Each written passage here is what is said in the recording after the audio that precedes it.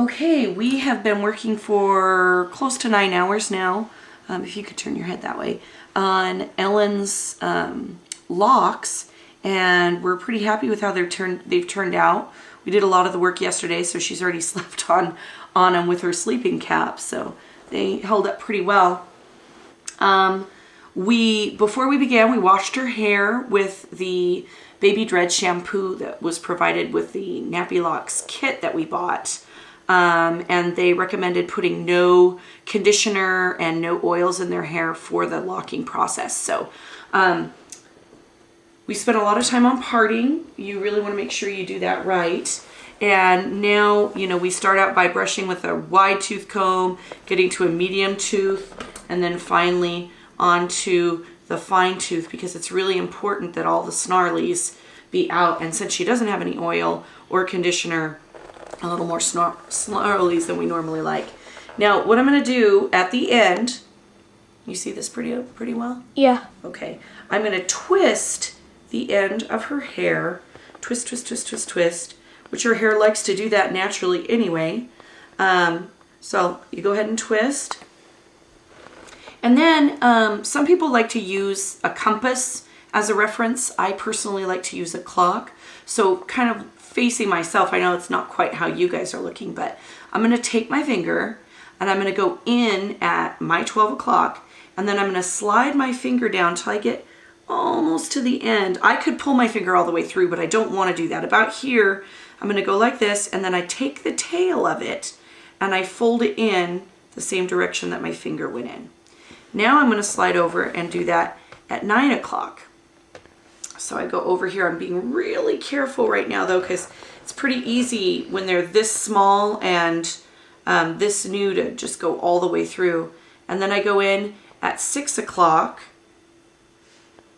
and then I'm going to go in at 3 o'clock, and I'm going to pull this through, and then I'm going to go back through again, 12, 9 going through, 6 o'clock going through, 3 o'clock going through, and you just kind of keep going in that motion. You have to be real careful when you start it, because it is really easy to pull your finger all the way through and get rid of that twist that you put there. But once you've gotten it going, then you can pick up speed a little bit. Also, it's really important to try to get through on the inside or the middle of the lock. You don't want to put your finger through where 2/3 of it's on one side and 1/3 on the other. You really want it as close to centered as possible for a uniform look. So anyway, it gets to be, it feels a little bit like sewing and crocheting, and once you get to this point, it just kind of sails through. Now I'm going to get to a point here where I have gotten pretty as far as I can go with my fingers comfortably, and that's the point where I'm going to go ahead and switch to using the nappyloc tool, which I really like it. It's great. And when we go to tighten up the locks in 2 months, well, 6 to 8 weeks they say, we'll be using just the tool, because we obviously won't have that much growth to work with. Some, but not enough to probably warrant doing it with fingers.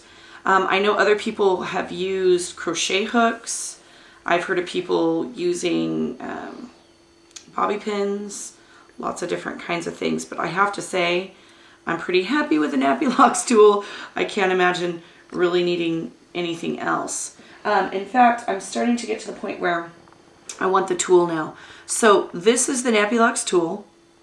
What you do is you fold the lock over like this, and then you're going to go ahead and thread it through the widest part of the nappylocs tool,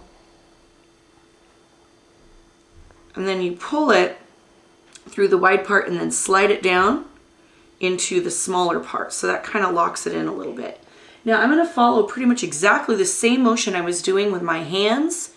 I'm going to now do with the tool. So I slide it in, and I know I finished that rotation there, so now I'm going to go in at the 6 o'clock. I slide it in, I pull it straight up to get rid of that space that's there, and then I pull the tool through. Simple as that. It's very easy. Now I'm going to keep going in the same rotation. 3 o'clock, pull it up, pull it through. 12 o'clock, push it through, pull it up, pull it through. It's pretty easy. Now what you want to do is you want to be mindful of finishing your lock where you want it to lay down. So you have to be thinking about, as you're making rotations, how much more room do I have? Because see, I want this lock to lay down this way. So what I'm going to do is I'm going to finish it by going through the direction I want it to lay down. I want it to lay that way, so I'm poking through that way. And then I'm going to pull it through. And now the lock is kind of encouraged to lay down that direction. And that's how it's done.